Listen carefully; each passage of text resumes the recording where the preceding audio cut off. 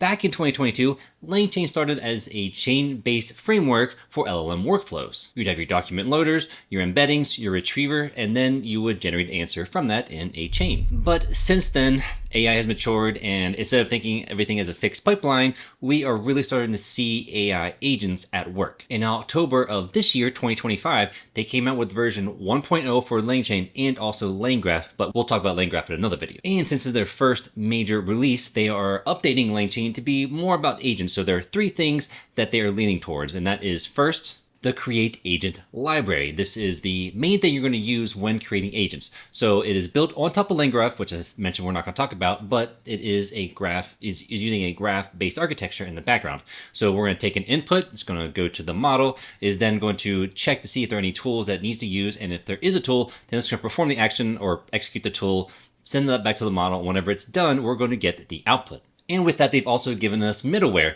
And middleware is basically what you can do before or after the agent or the model is called. So they have some that are built in, such as human in the loop, pi redaction, and summarization, which we'll go over an example of. But this is really good for your agent. And I mean, guardrails is essentially almost necessary for your agents now.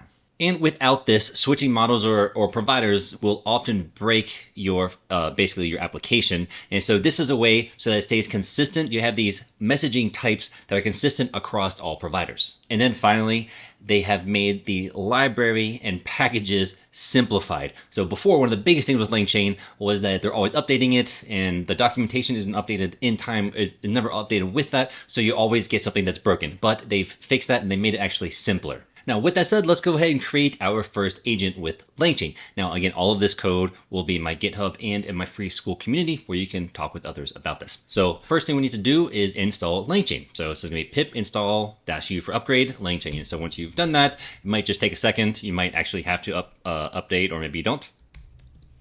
And I have the first example here. This is very simple to create an agent. As I mentioned, create agent library is going to be the main thing for creating agents.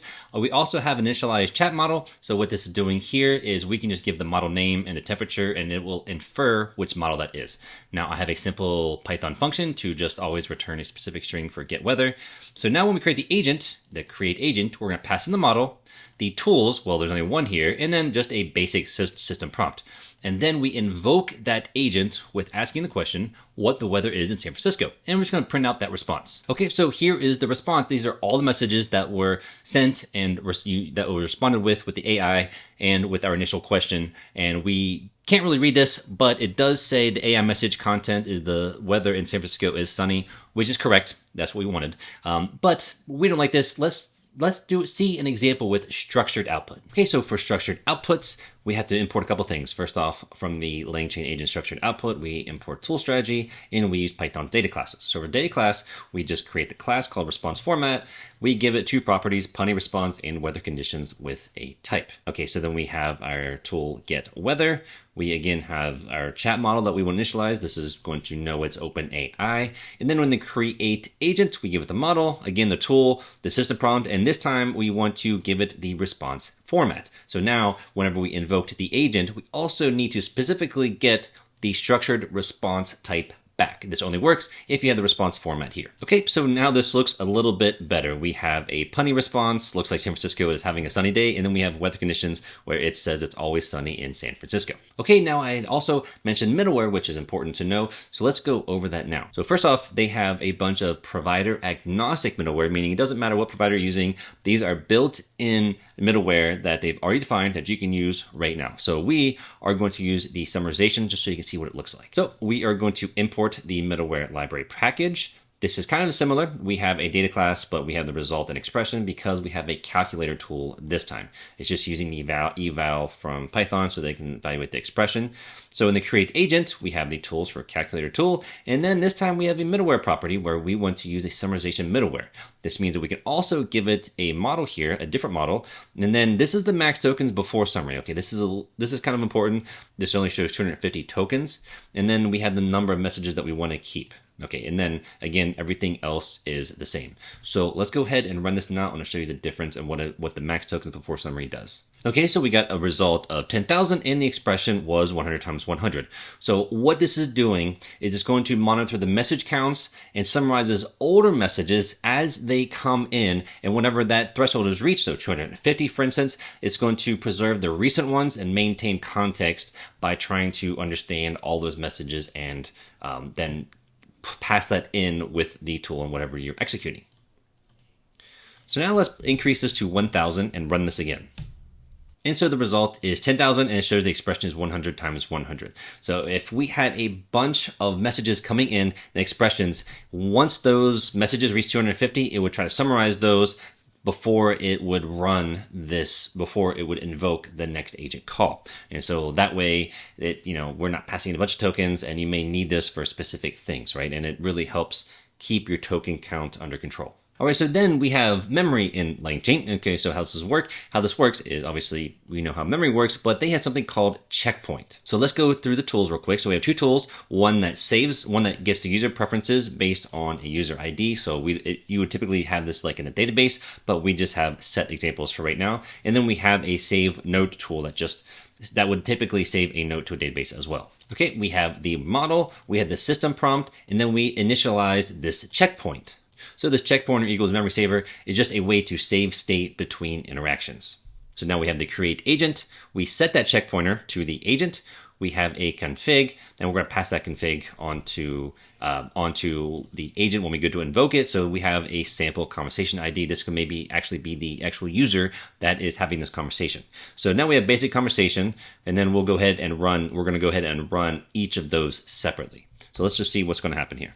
Okay, so the first user said, hi, my name is Alice. The agent then said, hi, Alice, how can I assist you today? So then we stopped that conversation, used a new one, and then we said, what's my name? And then they remembered that the name was Alice because we have that check pointer.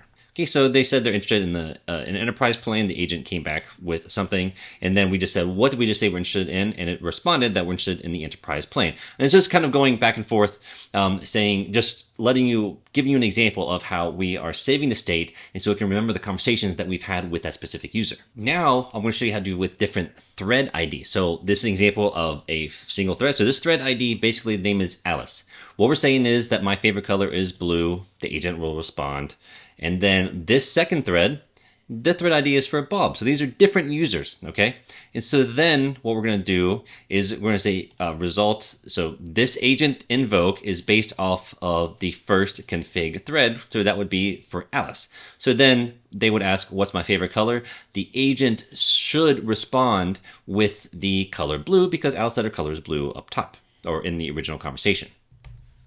And so that worked. So Alice said my favorite color is blue. They got it, color blue. Bob said my favorite color is red. Got it, favorite color is red. So then we ask in the Alice thread, again, what's your favorite color? Then your favorite color is blue. So this is how whenever you're having multiple chats, you just basically have that user ID attached to as a thread or as a config for that agent invocation for the conversation. I also like how LangChain uses MCP tools. This is very similar to what I've seen with Crew AI, where they basically have the client, and you can pass in multiple MCP servers, whatever the transport is, right? So whether it's a streamable HTTP over standard input output. Okay, so now for having multiple agents, this is a framework for that, right? And they're moving towards the agentic side of things. So if we have a sub agent where we create an agent, give it a model and the tools, now we create a tool to give it the sub agent 1. So if we need to call sub agent 1, then it's going to invoke that agent. And then we have you could have an orchestrator agent. So if this is called an orchestrator agent, it's going to create the agent, and then the tools is basically this first agent. So if you have multiple agents, this is a simple orchestration where you can have a top level agent, and then other agents are tools for that agent to use, and then it will decide basically on what to do, and then it runs that same tool loop, or that runs that same agent loop that we described in the beginning. Okay, this was a quick crash course on LangChain, especially its latest updates. There is also LangSmith and LangGraph as part of this ecosystem, and we will go over those in a separate course. All right, again, all of this information will be available to you for free in my free school community and my GitHub. So go ahead and join, and I'll see you there, and we can learn everything we need to know about AI so that we can know and learn how to use these tools to make money and save us time. And these are being adopted in production, so you want to be ahead of the curve and understand what these are and how to use multiple agents in production for these companies. So again, you can make money. Here are more courses for you to watch right now.